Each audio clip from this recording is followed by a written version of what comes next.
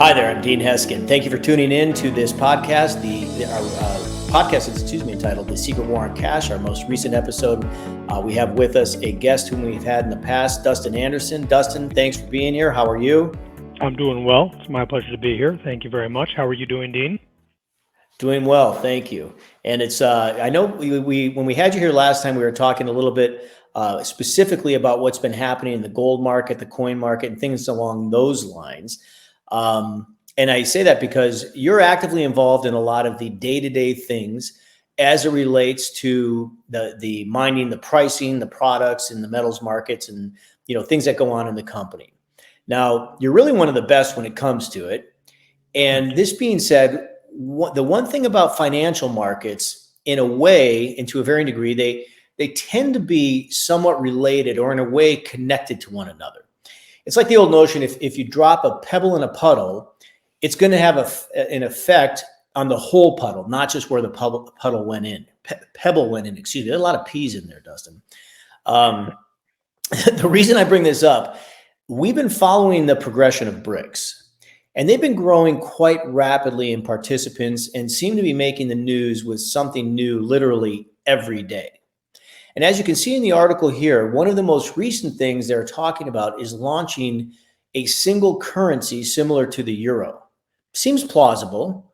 And if they do it, they've said it would be backed by gold, which, I guess the point or the concept there, that would give it strength. And that's the interesting thing about gold is when you talk about finance and money and gold is incorporated in the conversation, they do so because there's value there, there's strength. Dustin, do you think this could happen? And if it did, what impact do you think it might have on the price of gold? Absolutely, I think it could happen. Even most of the people that we're speaking to today feel that it could happen. It's a big concern, and rightfully so. I mean, absolutely that's possible. And why wouldn't BRICS want their own currency? You've got Brazil, Russia, India, China, South Africa, now including the United Arab Emirates, Iran, Ethiopia, and soon to be Saudi Arabia. Why wouldn't they want an alternative to the US dollar? A dollar, let's face it, a dollar that is no longer backed by anything physical, certainly not backed by gold, but rather just paper debt instruments that are mostly treasuries or mortgage-backed securities. And as you and I both know, Dean, debt is only as good as the borrower's ability to pay it back. So with our out-of-control spending, our spiraling debts and deficits, is it any wonder why there's currently, 36 countries that are currently clamoring to join BRICS right now, that they all want some sort of alternative to, the West being able to dictate how they spend their money and really laying forth the rules and regulations that dictate how they have to do trade. So yeah, they want some sort of alternative. And when you think about it, and it's a little staggering, BRICS, it already comprises of, I think it's 3.5, just those countries alone, the BRICS nations, it's 3.5 trillion of the world's inhabitants, which is close to 45% of the world's population. And the combined economies, it's close to $28 trillion, which is almost 30% of the global economy. So these countries, they already have huge gold reserves. And at the end of the day, you can't replace a piece of paper with another fiat piece of paper. So yes, a BRICS currency would at least require some sort of partial backing of something. And realistically, that something will more than likely be the one asset class that has stood the test of time for thousands of years, which is obviously gold. And according to Forbes, earlier this year, BRICS already decided that gold can be used to settle international trade amongst themselves. So yes, of course, a BRICS currency would more than likely be backed by gold. And the amount of gold required for even just a partial backing, that's why people like Jim Rickards are predicting gold prices to hit anywhere from $5,000 to $10,000 an ounce because of that alone. So yeah, I think that's how that would impact gold. So you do agree it would have an impact on gold and a very positive impact on gold. Yeah, absolutely. Yes, and it makes sense. I mean, how would it not? Sure. And then very related to BRICS, BRICS, currencies, economies is banks. The banks as well have been in the news quite a bit recently, and largely for all the wrong reasons. Banks, which forever were looked at as pillars of stability, are now literally giving many people sleepless nights. Right, right. We all somewhat expect stocks may correct, or maybe real estates or bonds. We know there's fluctuation, go up, go down. There's risk. But banks should be something that you can count on, like that soft pillow being on your bed when you go to sleep at night. Sure. Lately, they've been anything but that. And I guess, Dustin, with what you do and you see in the gold and silver market, are these things that we see happening with our banks? I guess the things that we do see happening with our banks, I should say, are they having any impact on the gold market in terms of values and people's interest?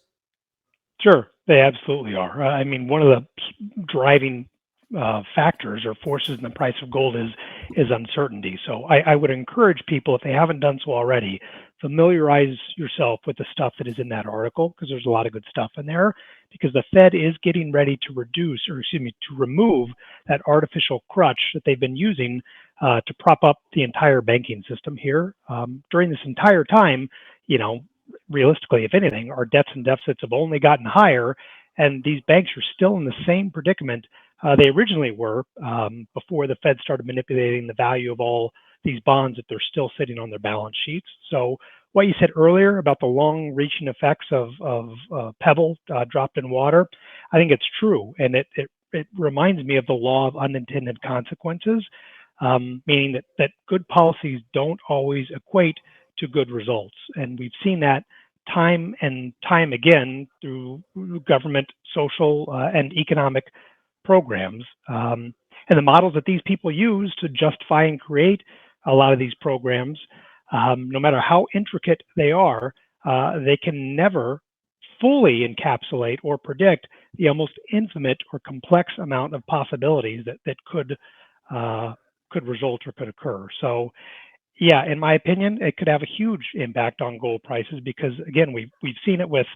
whenever the government decides to get involved with rules and regulations. We've seen it with price controls, wage controls. We've seen it with agricultural subsidies.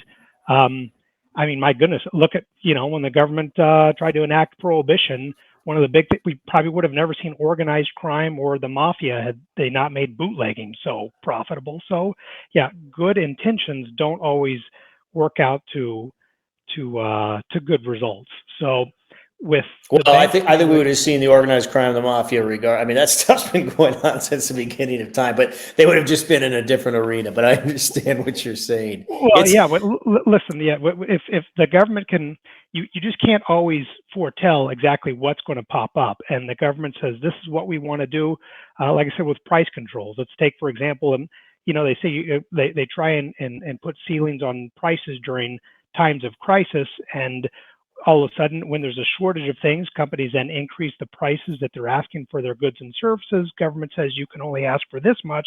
Well, now all of a sudden you have companies that want to come in and say, look, it's no longer profitable for us to offer these goods and services, which then creates an even bigger drop in supply. And now you just can't find the stuff out there. So that's what I mean by, what some policies may have the best of intentions, but you never really know how that's going to play out in the long run.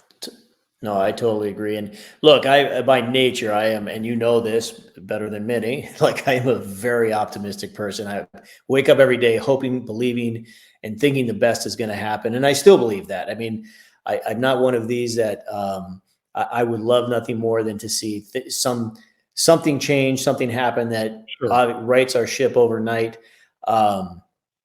I just don't know math. We're fighting math, it seems, at this point, and that's a pretty tough battle to win because 1 + 1, I'm told, at the end of the day always does equal 2.